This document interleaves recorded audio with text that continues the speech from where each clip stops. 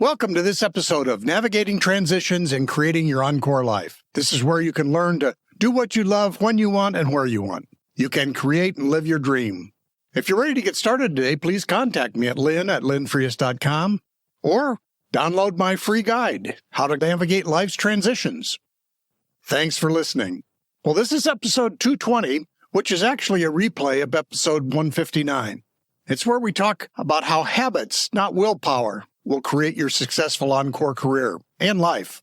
So this is where we'll go into some books and stuff that I've read and some research that I've done on what are successful habits and how does it apply to creating an encore life or an encore career. So let's get started. This is Creating Your Encore Career and Becoming a Silver Entrepreneur with your host, Lynn Frias. Lynn will share ideas and expert advice from people that are walking in your shoes and living their encore careers, where they want and at the pace they want. You'll start a company of one with confidence and knowledge to live a fulfilled life of freedom and ease. Lynn is a coach and leadership consultant whose mission is to show senior leaders and experts how to start something refreshing and new after a full career in the corporate environment.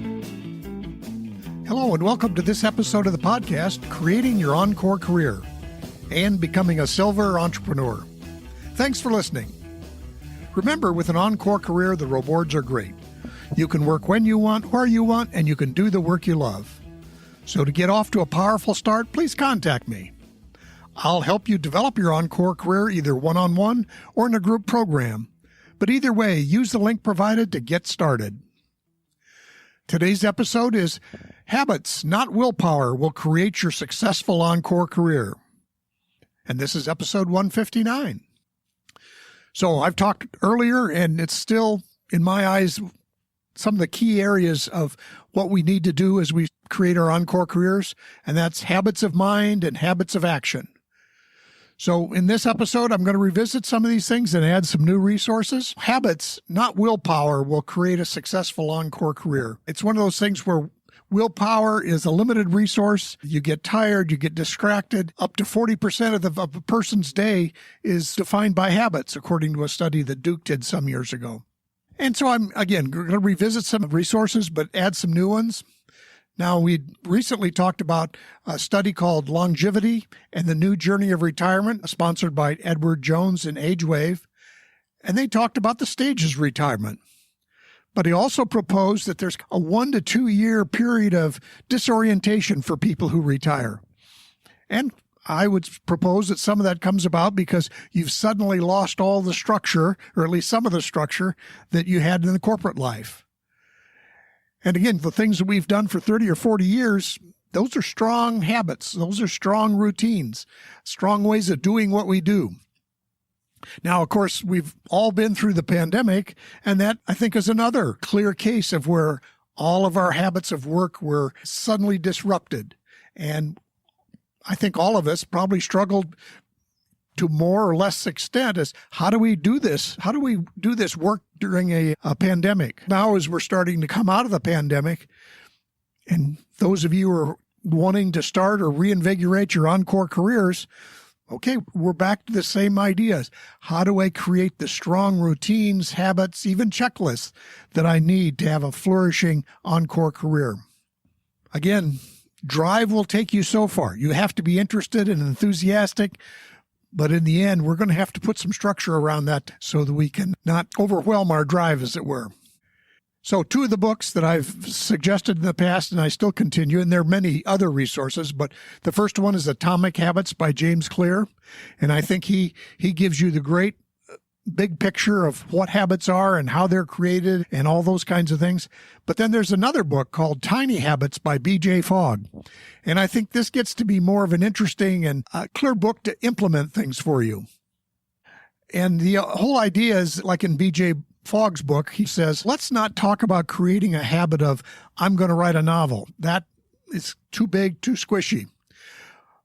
But it is something we could create the habit of every morning, I'm going to write 5 sentences. And that's the kind of thing where it gets you started. Does that mean that you'll stop every morning after 5 sentences? Of course not.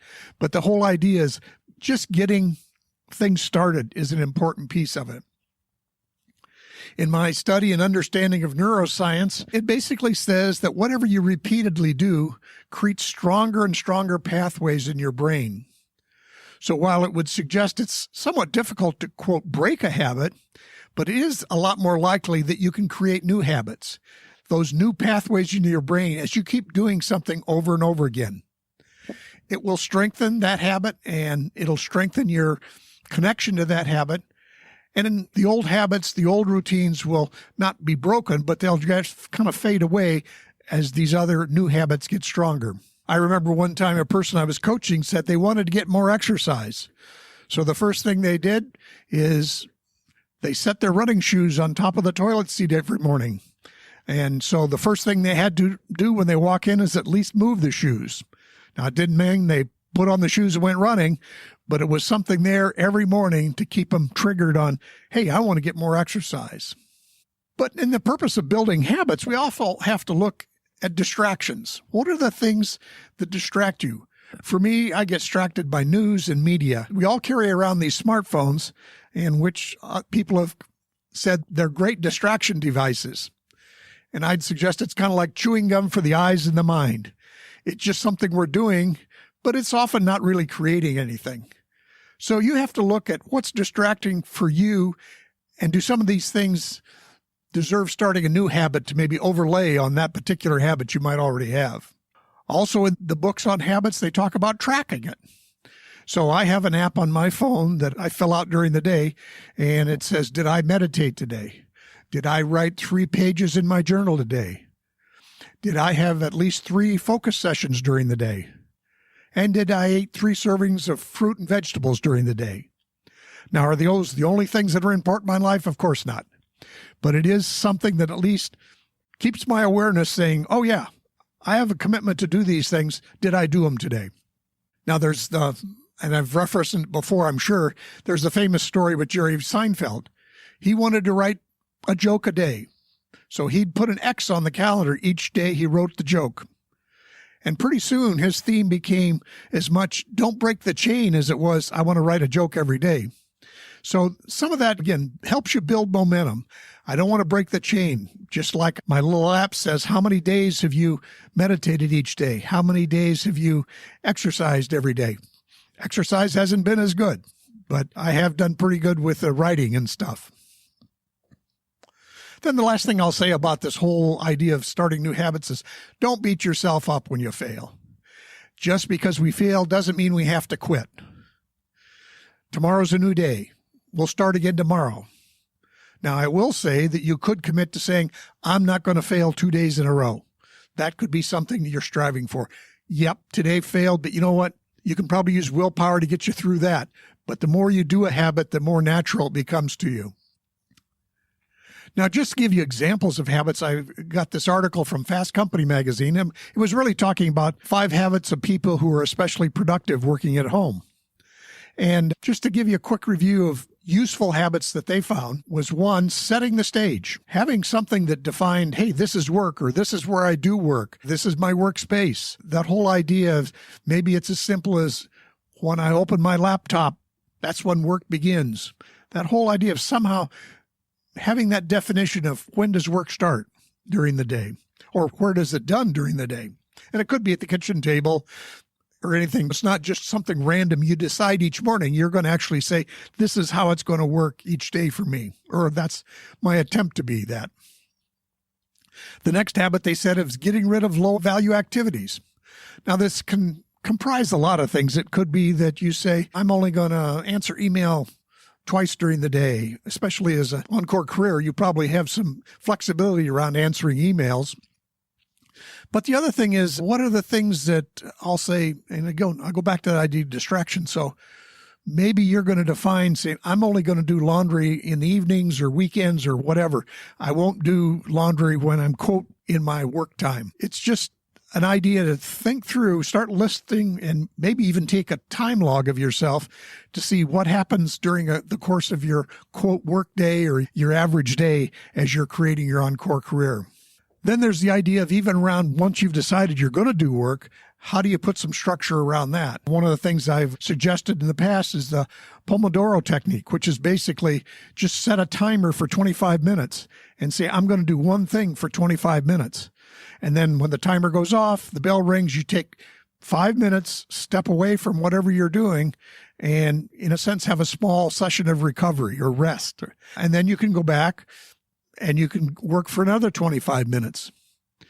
These breaks are actually pretty interesting, and some would say you can't really do a good focus session for longer than 90 minutes. This one would say, let's even break it down into several 25-minute sessions. But the whole idea here is to say, I'm going to sharpen my focus on one thing, at least for 25 minutes. And you'll be amazed at how much you can get done during that time. And the final piece that this article talked about is have a clock out routine, a clock out habit. When is it you're going to call the day over? As entrepreneurs or as Encore Career people, we can work all the time. And maybe that was even true in your corporate life. But the idea here is at this point, this is not just about doing things. It's about saying, and when they're done for today, I'm done for now. It's not that I've got everything done during the day. I didn't get 10 things crossed off my list, but I'm done for now. And then you start, again, since this is your Encore Career and you want to work when you want, where you want, and do the work you love, the idea might be that, hey, you know what? I'm not going to work on Fridays. I'm not going to work after 5 o'clock. Or I'm going to reserve every Monday just to do creative work. You're going to have some freedom to actually schedule how you do your Encore Career, but do that and don't just say, oh, I'm going to work 24/7 on my Encore Career. It's probably not sustainable in any case, and probably actually not very productive, because you just end up going back and forth between a whole lot of activities and not really necessarily getting a whole lot done. Now, finally, in this episode, I wanted to share with you another book that's a little bit counterintuitive to our way of thinking, but I think it's a very valuable perspective. And the book is called Subtract by Liddy Klotz. The whole idea he explores in this book is we always seem that we want to be doing more of things, more actions. We want more information. What if instead we said, how can we eliminate or simplify things? What if the answer to a particular problem was take something away? His example he uses in the book was they were building little block towers with his son. And they said, 2 towers, we want them the same size. Well, his thought was, well, I need to add blocks to the shorter one. But his son said, no, we'll just take blocks off the taller one, and they'll still be the same size. So this whole idea of we don't always need more information. We don't need more knowledge. Maybe we need to be deeper or a little more reflective on what we do have and we do know, and use that to move forward rather than just a pursuit of more. Because quite frankly, that pursuit of more, again, gives us this idea of busyness and distraction. We've got so much going on. And again, having that more concept is Cal Newport in his idea of deep work. More is, he would say, no, focus is more important than more. This idea of subtraction rather than just keep adding to things might be a very useful one. In terms of your Encore Career, you might say, I'm going to have a digital course. I'm going to have a podcast. Well, do you need to keep adding more things onto that? Or do you want to just say, right now, my thinking is I want to keep doing my podcast and I want to do some group coaching or masterminds. I don't necessarily need to do all the other things that are available to me. So maybe my ideas that I can pursue is let's focus on those 2 things and try to get much better at them. So to recap here, what will be your habits of mind and action for the rest of 2022 and 2023? What new habits or tiny habits in particular might best serve you? How can you define the work at home, the routines that will fit what you want to do in your Encore Career, and yet, again, give you time to recover and relax and just enjoy life also? And then, importantly, what can you subtract or simplify in your life or work? Things that are, as I said, the mental chewing gum of scrolling through your news feeds and stuff like that. Because in the end, we want to cut through this blinding storm of information and requests and actually make some progress on the things that matter most to us. Now, the articles I mentioned or the books I mentioned, there'll be links in the show notes so you can check those out for yourself. And again, these are important concepts for the Encore career, so we'll be revisiting them as we go forward. Well, with an Encore life, you can be creating value in the world beyond just winning that next pickleball game. You can do the work when you want, where you want, and do the work you love. Once again, I recommend downloading my free guide, How to Navigate Life's Transitions. Or head over to linfrias.com. You can sample a few podcasts and get on the email list.